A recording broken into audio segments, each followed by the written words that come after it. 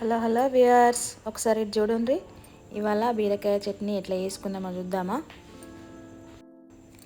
ఈ బీరకాయ రోటి పచ్చడి కోసం బీరకాయలు తీసుకొని చిన్న ముక్కలుగా కట్ చేసుకొని పెట్టుకోవాలి.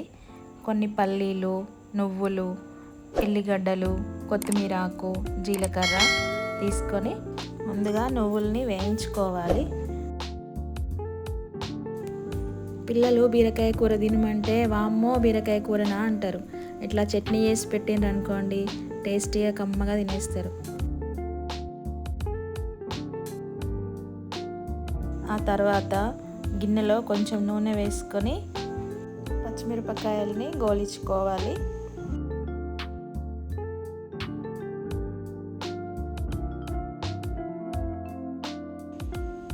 పల్లీలను కూడా దోరగా వేయించుకొని పక్కన పెట్టుకోవాలి.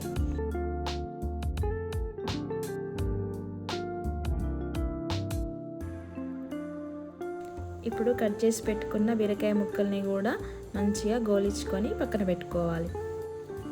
బీరకాయ గోలించుకునేటప్పుడు కొంచెం ఉప్పు వేసుకోవాలి, అప్పుడు ముక్కలు తొందరగా మగ్గిపోతాయి.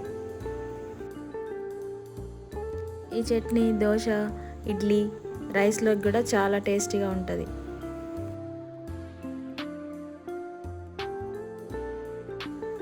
ఇప్పుడు అదే గిన్నెలో కొంచెం కొత్తిమీర ఆకు కూడా గోలించుకొని పక్కన పెట్టుకోవాలి.